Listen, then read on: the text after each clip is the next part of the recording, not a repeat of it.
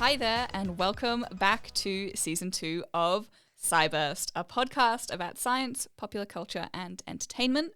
We are your hosts, Ella and Isabel, two science communicators and sci-fi nerds steering this spaceship alongside guests into the multiverse of science fun.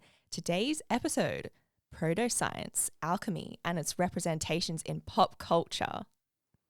This episode is going to be structured a little differently because today we have a very special guest, our friend, Lilia. Lilia, do you want to say hi to everyone? Hi, I'm Lilia. Nice to meet you virtually, I suppose. Amazing. And before we dive into the topic today and all the amazing cool things we're going to talk about and the things that Lilia does and researches, it's really important that we acknowledge that this episode of Cyburst is being recorded on Ngunnawal and Ngambri country. Daura Nuna, Daura Ngunnawal, Yangu, Nalamanyin, Dunimanyin. Ngunnawal wari, Daura wari, Dindi, Wangira Lidjin Yin. This is Ngunnawal country.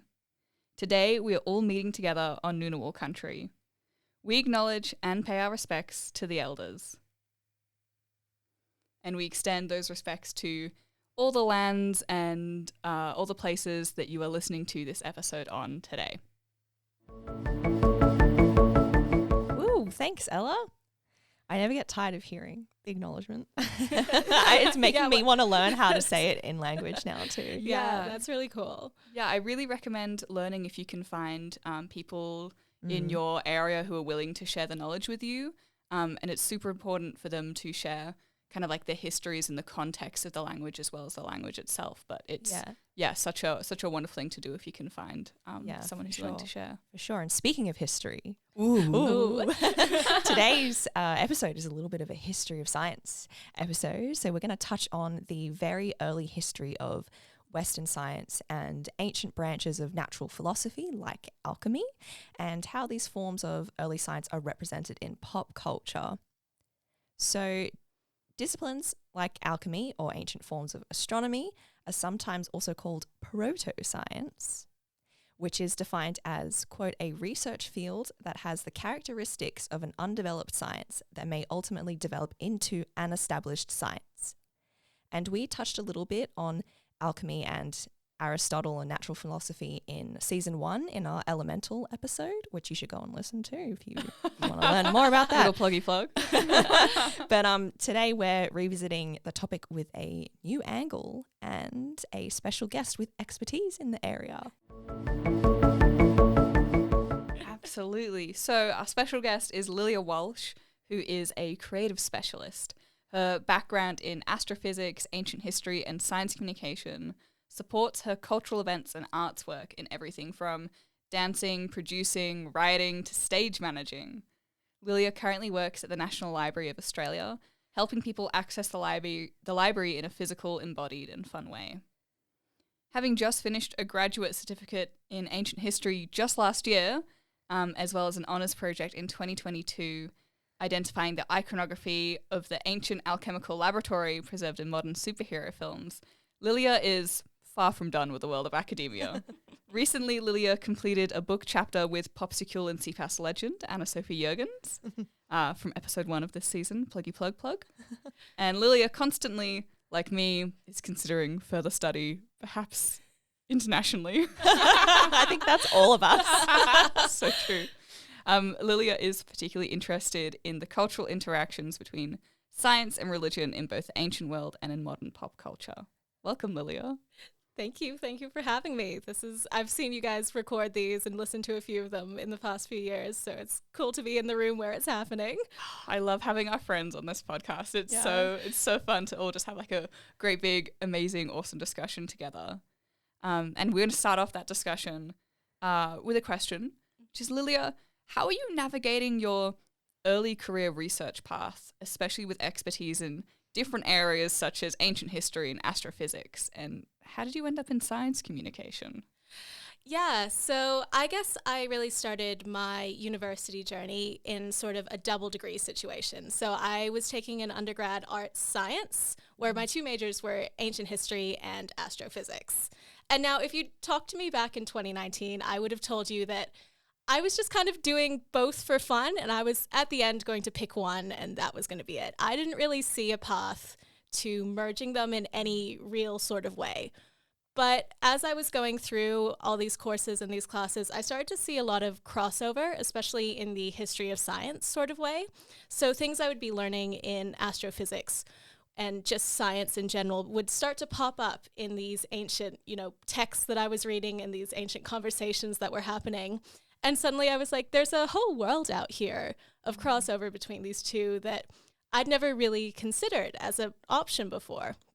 And as I looked further into some of these early sciences like alchemy and astrology, astronomy, wherever you want to draw that line, I started to realize that there's this really wide field available that not a lot of people seem to focus on in either discipline. There's sort of this center interaction that science doesn't really acknowledge and history doesn't really acknowledge. They're almost too divorced from each other. So I think it was that really diverse background that allowed me to even identify some of these things in that early stuff. And then as I went on, I started looking for them more deliberately and found this sort of rich world. But yeah, so that led me eventually to science communication because I took a course for fun, of course. And then we started having conversations about all these pop culture figures like the alchemist or the mad scientist stereotype. And suddenly I'd taken a course on, alchemy already. And I was like, well, this doesn't actually line up at all with what I know about the alchemist as a historical figure. So I was like, where did this kind of change happen? What's happened here? Which led me into my honors in science communication, which was, of course, looking at the alchemical laboratory. But as I went on, I also realized I love this modern pop culture stuff, but I also really love learning about just everything, but especially about the ancient world. And there's nothing wrong, research doesn't stop because you are no longer learning. And I think for me, I was like, well, I want to learn more. So that's how I got into my graduate certificate and also looking at further study. I never really wanted to stop learning about these things. And I think for me, a big part of this journey has been finding ways to learn, even if I'm not, following the traditional path of honors, master's, PhD, done kind of thing. So this kind of emphasis on continuing to learn on both angles, because I'm by no means an expert on history, but I'm also by no means an astrophysicist. So finding that balance between learning and researching, and also acknowledging there's ways to sort of research when you're not attached to a university or attached to an education institution. It doesn't have to stop because you're working a full-time job. And I wanted to work a full-time job, so. Yeah. I mean, that's what we've done with this podcast, right? Ella and I both have quote unquote real jobs. I guess in the professional stream at a university rather than the academic stream, as archaic as that distinction may be. But I think it's really interesting that, all three of us, did our psychom honors graduating in one after another. We've got three kind of generations here, and we're all in that stage now where we've got that full-time job, but the research, the learning, the curiosity that we had from our undergrads isn't stopping, and we find ourselves kind of contributing to new knowledge in very different ways than a traditional master's pipeline might see. And I think we're richer for the experiences of being out in the world as well as doing the research we're doing. Yeah, for sure. Do you find do you use any of the research that you did at uni in your current job? Anything you learned from that, or? I think in my current work, at least, it's very hands-on, but I was definitely looking for a job that sort of kept me in that learning space. So a lot of the work we do at the National Library is, lectures, research, academics will come and present lectures.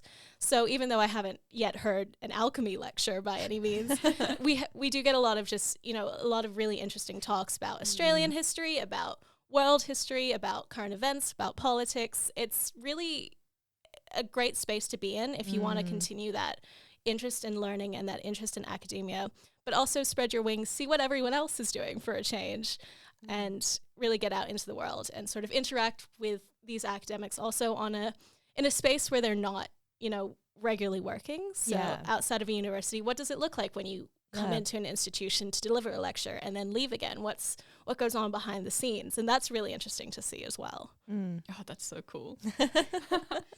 I love your perspective on that. It's kind of like making me think of the question of what do we bring to a space other than our knowledge and expertise, and then is that space better off for it when we leave?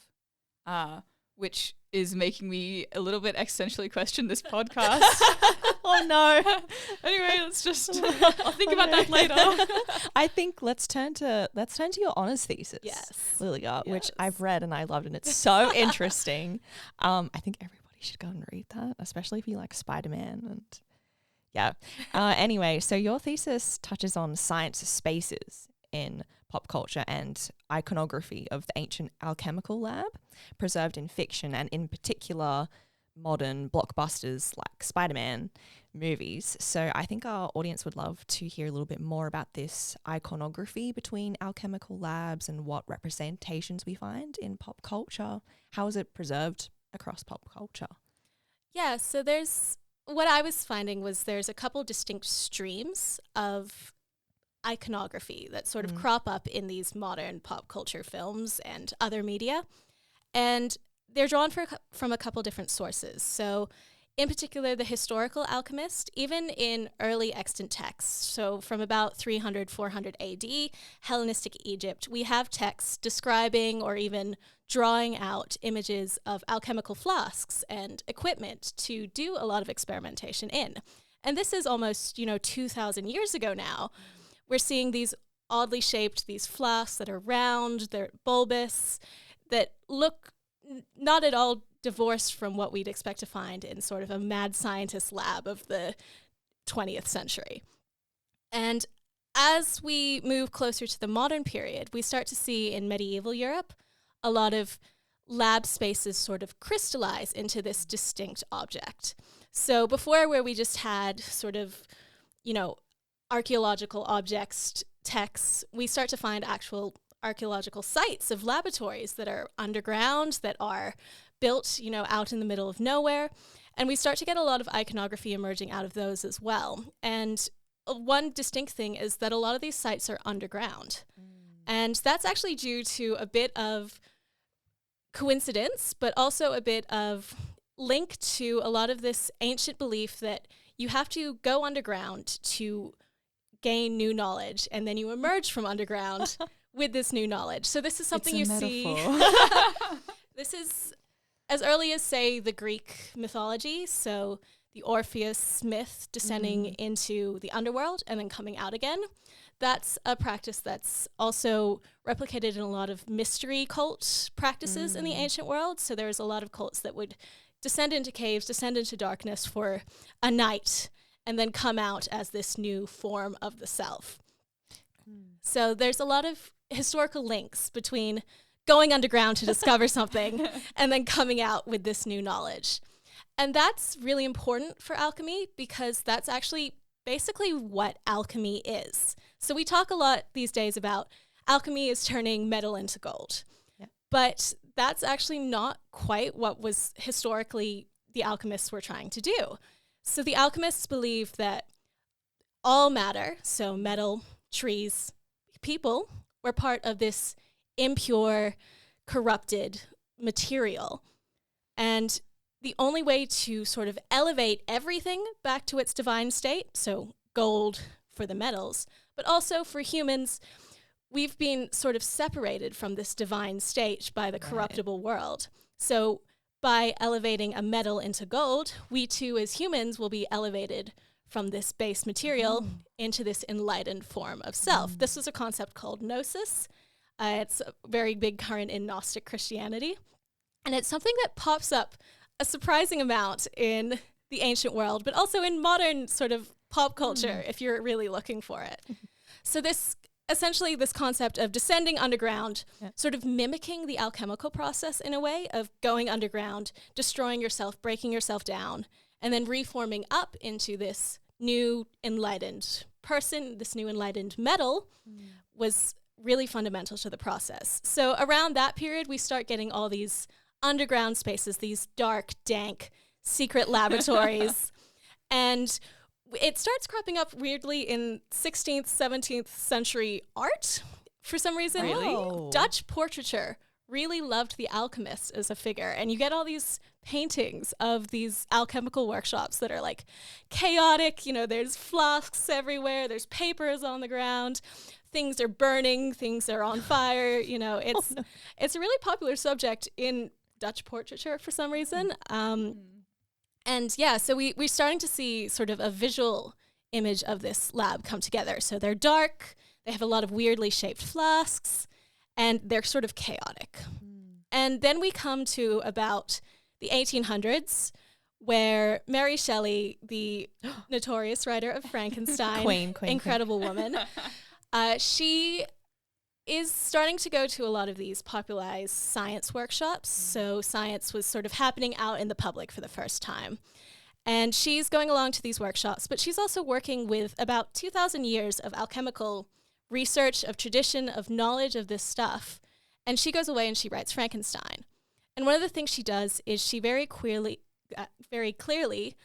quotes a lot of these alchemical masters, so to say, the philosophers.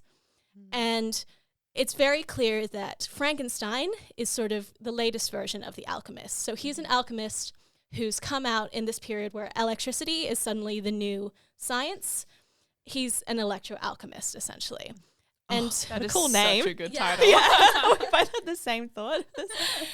so where you originally get these like dark, strange spaces, suddenly, if you've ever seen Frankenstein's laboratory in film or heard it described in the book, you'll start to see a lot of these ancient alchemical spaces sort of preserved in this new wave of science fiction that's happening. And suddenly the electricity is also dropped into this mix as well, so you start to see a lot of crackling lightning and shooting sparks and things like that.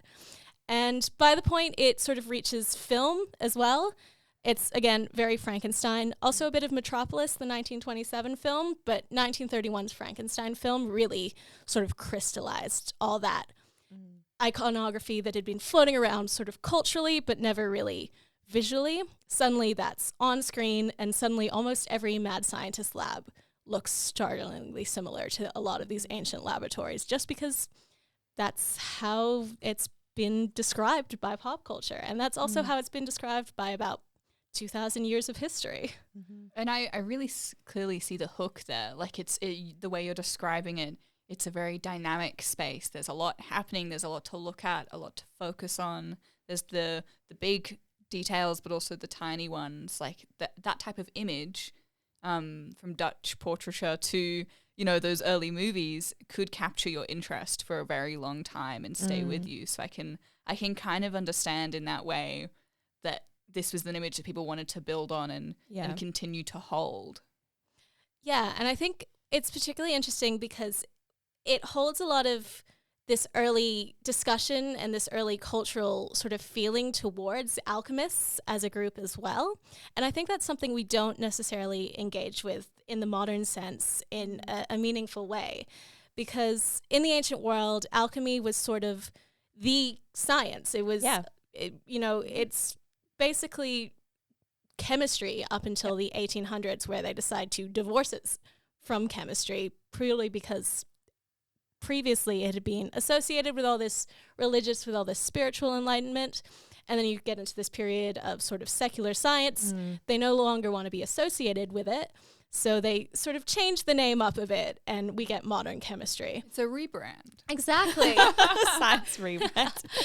But a lot of the things that get sort of preserved in that ancient culture and that ancient discussion around alchemy are fears of, pushing the limits of the human. What does it mean to reach for the divine?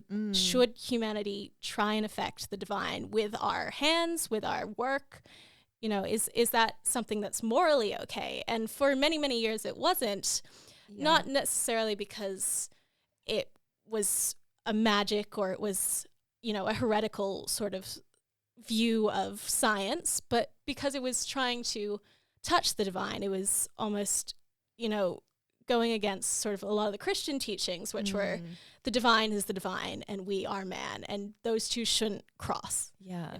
That's fascinating. And I think on that point, do you find then with representations in pop culture of these sort of alchemists and alchemical labs and underground, are they more on the like negative side, like evil compared to like good and Pretty much, yeah. That's so. there's no easy way to say that. But so the alchemist, when it comes into the modern pop culture and it sort of absorbs all these sort of negative historical ideas about alchemy and science, and is pretty much a very easy way to bring into your 2-hour film.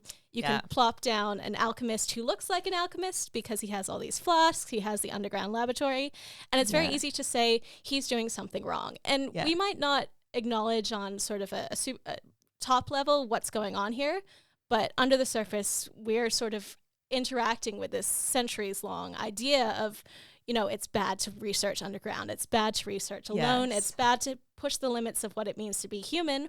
So when you see it on screen or you read it in a book, it suddenly becomes this way to sort of quickly absorb this 2,000 years of fear around science. And underneath equals bad. Exactly.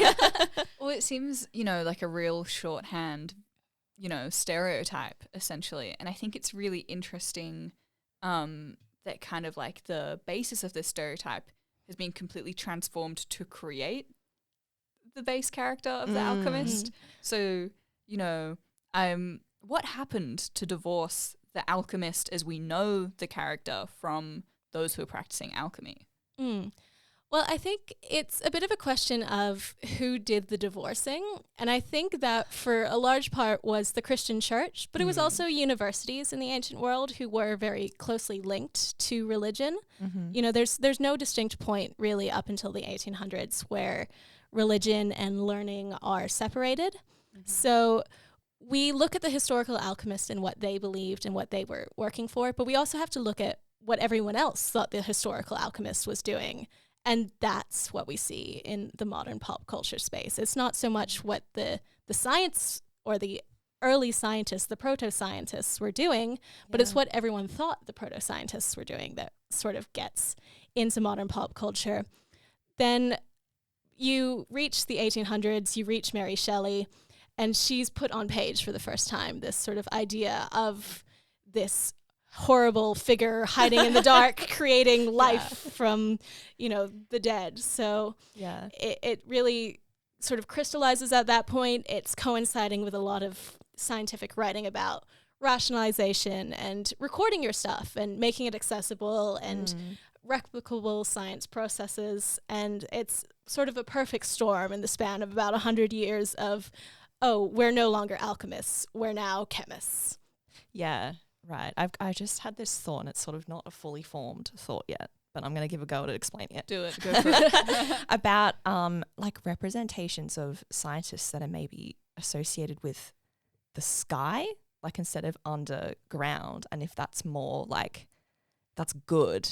I'm like the opposite basically to the alchemist underground.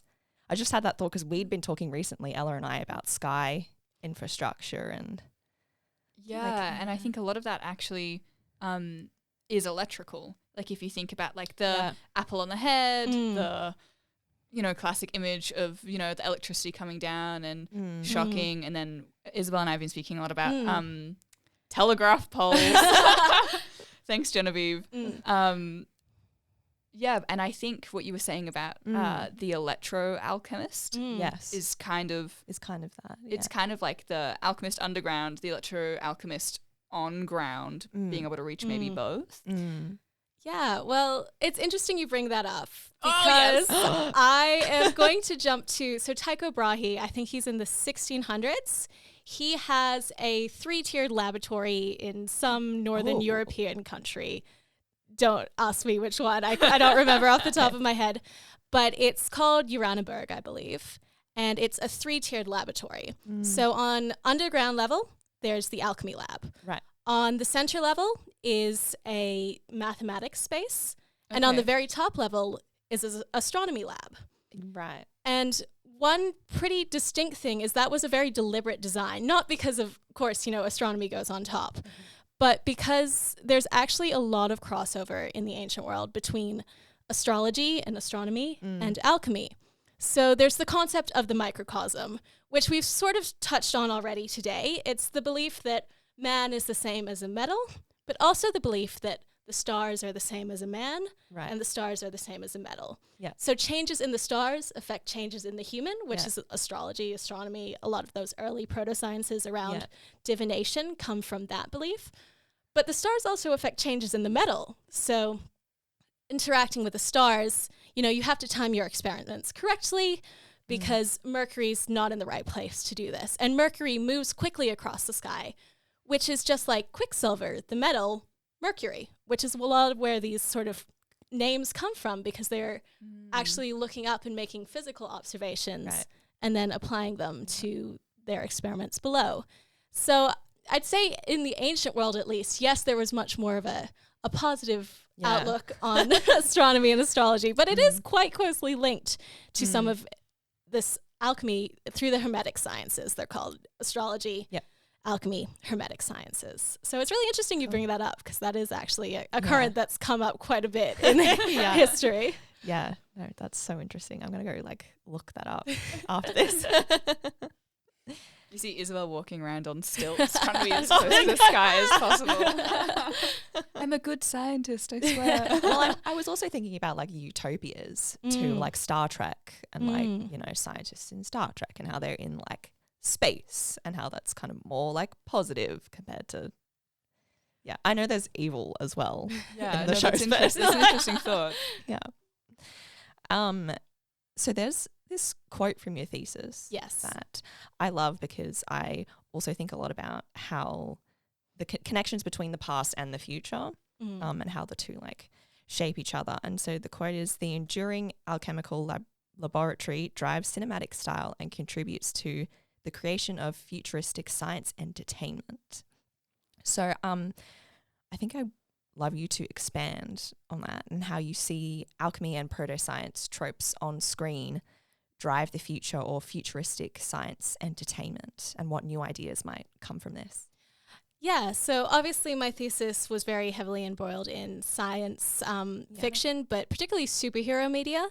And I think that's because it's been so present in our sort of cultural space for the past decade or so. And a lot of what superhero media does is it uses these ancient science and ancient alchemy to push the limits of what it means to be human and affect these incredible transformations into superheroes.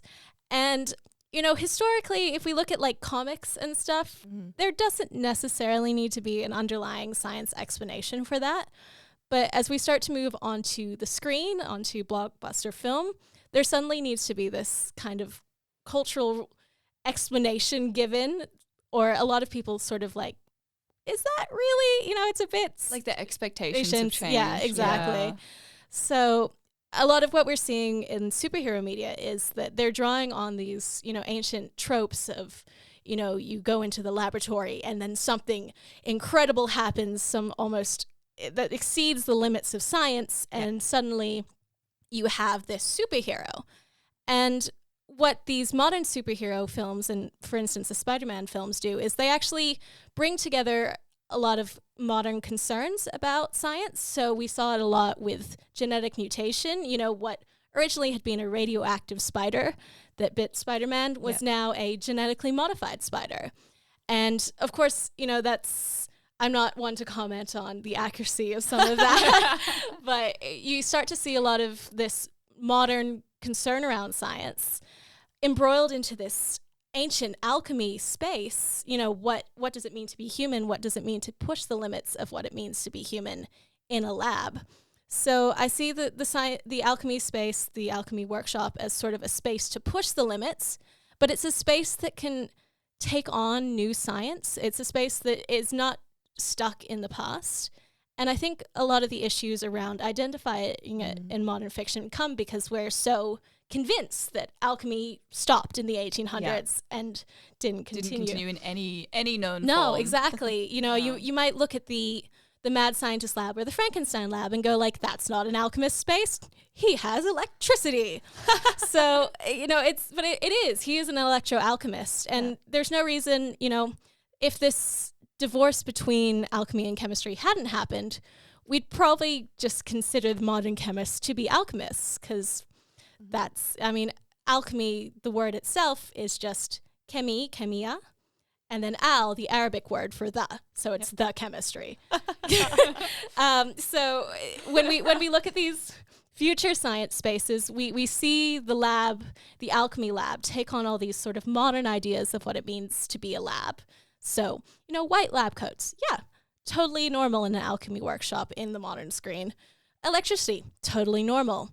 Genetic mutation, sure, why not? Let's put that in the alchemy lab. And then even, I think going forward, we would probably start to see a lot of AI, come into it, because one of the big alchemy concepts is the homunculus, the artificial human. Yeah. So we saw that early with Frankenstein. But it's the idea of what does it mean to craft a human? Yeah. And I think that's something that will start to come up in a lot of conversations just because of how much AI has been in the conversation. Even this year, I know you guys have done an episode on it already.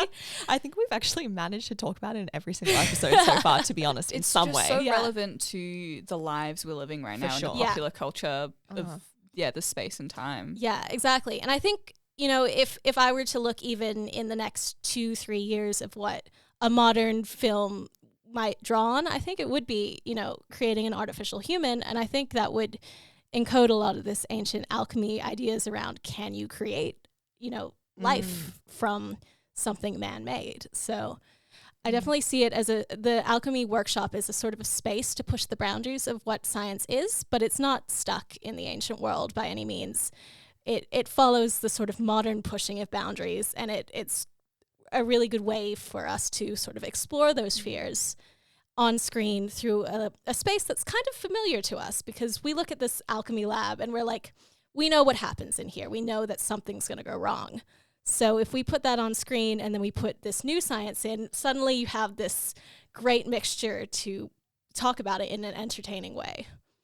Yeah, and I feel like that, the dynamic iconography of the alchemical lab, it is meant to continue to change. Like, that's always a perspective that has been. So I think that's why it can so easily take up all these other spaces. And it reminds me a lot of fable storytelling. And I kind of think there are these few key methods of telling story, whether through visuals or through a moral, non-human storytelling as the fable, that really stand the test of time. And I think it's very interesting that we get to revisit them a lot in this podcast. That's a theme I've seen across this season, and it's very interesting to me. So I hope other people find it interesting too. Well, what do you reckon we would call an AI alchemist? Because I don't think anything can trump alchemist. Can trump electro alchemist, cyber alchemist. No, that's no. That's something to ponder, I think. Yeah. Listeners, let us Hollywood. Leave that for the audience. So, Lilia, we've talked a lot about pop culture stories and alchemy so far, and I was wondering which ones relating to science history and protoscience inspire you or intrigue you the most. Yeah, so that's an interesting question, because I would say sort of in my personal, in my life outside of academia, I actually don't really engage with science history fiction. And a lot of that also comes, if you talk to any historian and ask them what they think of the movie Troy, they will tell you very clearly what they think of it, and it's terrible.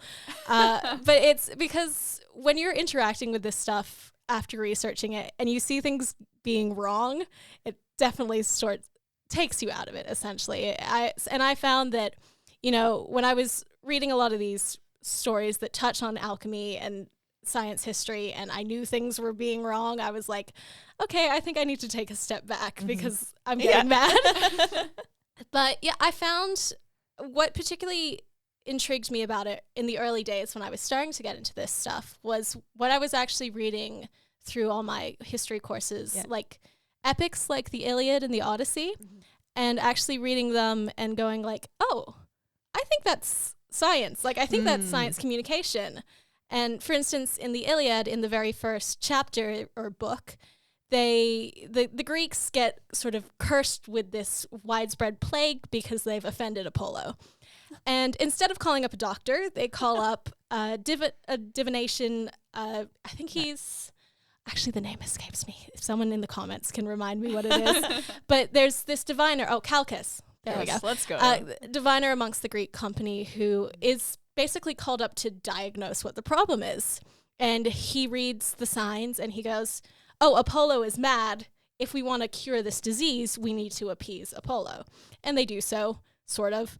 And Achilles gets really pissed off about it. And then that's the whole Iliad. But yeah, so I was reading that and I was going like, so this is sort of a doctor. This is someone who I could see, you know, superimposed with a modern science communicator going, hey guys, we should really vaccinate to sort of stop the problem. And they were getting a lot of pushback. It's like, no, we don't want to. I don't want to give up the slave girl I kidnapped because Apollo's mad at me for it. And it's like, actually, you kind of need to. So, and it was a lot of that early, like, how is this sort of early proto-science, like reading the signs, reading, you know, what's going on with a disease. How is that sort of being recorded in pop culture of the ancient world? Because this is, you know, the Iliad, the Odyssey were extremely widely distributed. They were oral histories, so they were talked about like everywhere. And it was like, oh, this is early science communication. This is, you know, I would call that portion science fiction. And you see it in a lot of Greek plays as well. The Oedipus trilogy has a lot of that sort of divinatory work on trying to cure diseases. So I was looking at these early science communicators in pop culture and going like, that's really interesting to me. And then in my own personal time, I was reading a lot of, you know, science and religion interactions in the modern day. Huge Star Wars fan. I love Star Wars. And I think it's a really good sort of source to look at this interaction between sort of spirituality through the Force, but also through like droids and this science or science fiction sort of tint. And you can get into a lot of debates of whether Star Wars is science fiction or not, but there's definitely science fiction. Elements. I would say it is science fiction. Yeah. And it's like, why don't we call it science fiction in some respects? Is because there's such a spiritual sort of fantasy tint to it. Yeah. But those two things aren't necessarily exclusive by any means. So I was seeing a lot of these sort of ancient interactions between science and religion and, you know, knowledge, ways of gaining knowledge through religion. And then in the sort of modern pop culture, all of these interactions between science and religion. And I was thinking, well, I don't think these are actually all that distinct. You know, that we really haven't changed over 2,000 years. No. So I think a lot of that really inspired me. And then after having learnt about alchemy in the alchemical lab, I took a university course on it. And I'm a big superhero nerd. I have massive working knowledge of superhero films. And I was just like, oh, this looks sort of exactly like what I'd expect a modern alchemist to look like, at least in pop culture, would be this science laboratory, this, you know, transformation, the lab accident. That's all what I'd expect sort of a modern idea of the alchemist to be. So that's kind of how it happened. It was not so much I look for these stories, but I sort of just find them once you know how to look for them almost. Yeah. It's really reminding me kind of like this, all of these topics where science is clearly embedded, but there is more than science. So maybe there is religion, maybe there's philosophy, maybe there is a history that maybe universities would want to separate out from science and call this field science, this field history. But, you know, there's one huge conception of it altogether that we don't really call science. And it's really reminding me of Indigenous knowledges from both Australia and 100%. from Aotearoa, New Zealand, with, and I forget the word for it, there's this brilliant New Zealand science communicator who talks about this word for all knowledges, and that's encompassing like the oral history going back, as well as the sciences and the understanding of the ways of the world, as well as understanding spirituality, and it's all in amongst itself, and you can't derive it from each other or separate it at all.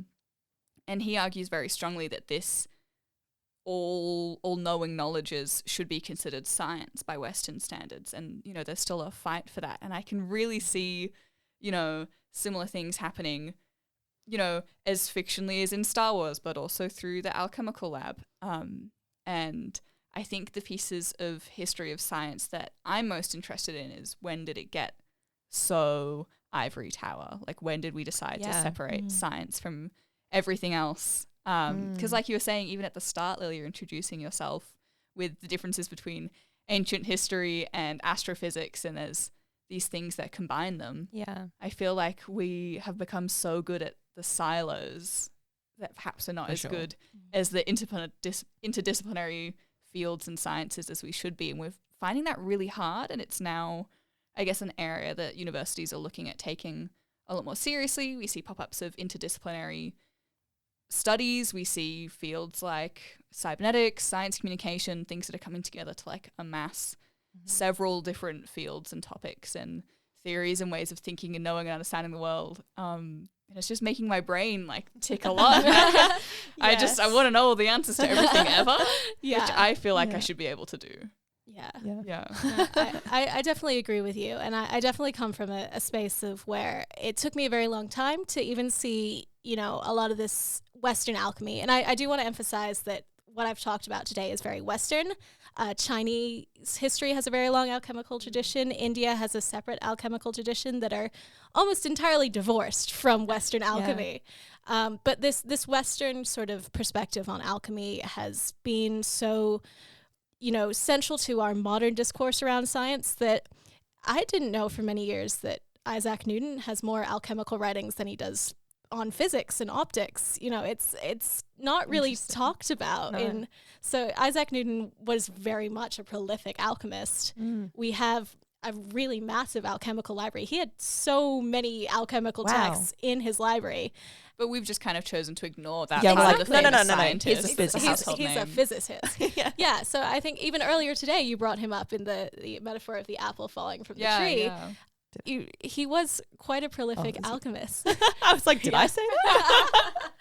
But he was quite a prolific alchemist in that sense. And it's not something we really even study in modern, you know, science. And I think that's part of the reason is we don't have a lot of science history courses just in general. Yeah. So, like, sure, we talk about, you know, biology in biology class and physics in physics class, but history as well doesn't really touch on science all that much. That's a science thing. But science doesn't often teach you either. It's a lot of, especially before like some of these big discoveries have been made. Like, yeah, I mean, the like extent of my history of science teaching in school was like the scientific revolution. These three men. There you go. Yeah. That's the history of science. yeah. I mean, No, it's science doesn't spring out of the ground in the 1800s. You know, there's 2,000 years of, you know, experimenting and failing and then trying again and finding something that works before we get to a point where we can even say, oh, this is modern science. So I think, and so much of it is so closely linked to religion. And I think what we have to consider when we talk about these ancient sciences, especially these like pseudosciences that we think don't work anymore, and it's a lot of, you know, we have a very privileged perspective from the modern day where we can look back and say, well, of course God doesn't exist, so that's wrong.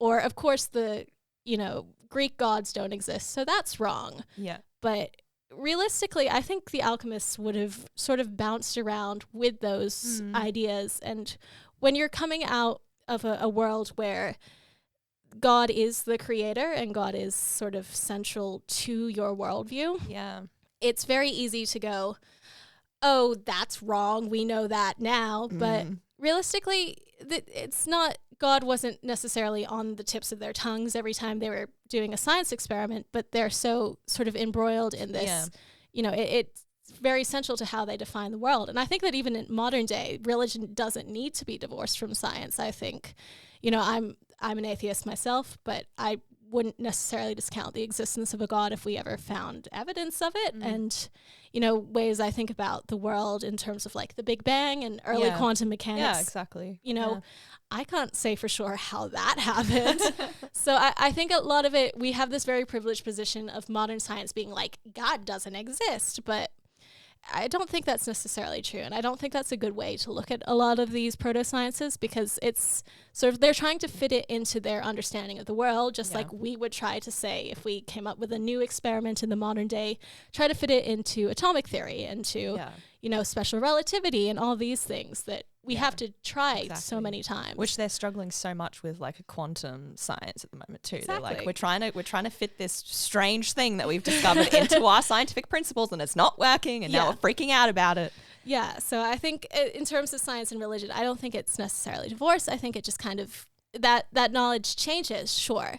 And, you know, what looks like deities and theism looks different to how it did a couple hundred years ago, but I don't think it's something we should be like, religion can't ever interact with science, because it did for the vast majority of science history. It's only been about 300 years, 400 years that we've said it's not the same.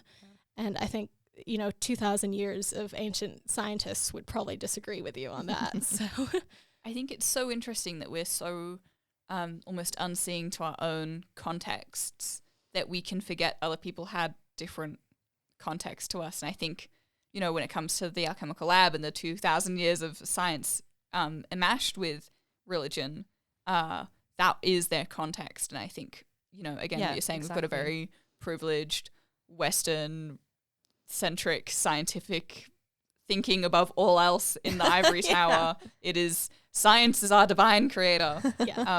But that's our context. Yeah. And it's not necessarily true.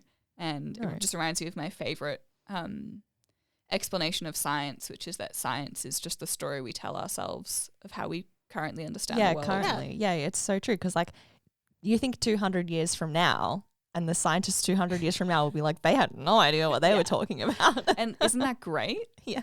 Like look at the progress, but also we're not necessarily better than those scientists. We just have different contexts. Exactly. And we have to kind of appreciate how much knowledge contributes to the development of science. Like when you discover something, science changes, and we have to discover things for science to change. And it's not always a first time and we get it sort of thing. So, you know, I would never claim that modern science is the be all end all of science, because it's not. And just as an ancient alchemist would probably be like, there's still so much to learn on this stuff. And I don't think, you know, even sort of these fantastical concepts of like, we'll transform metals into gold.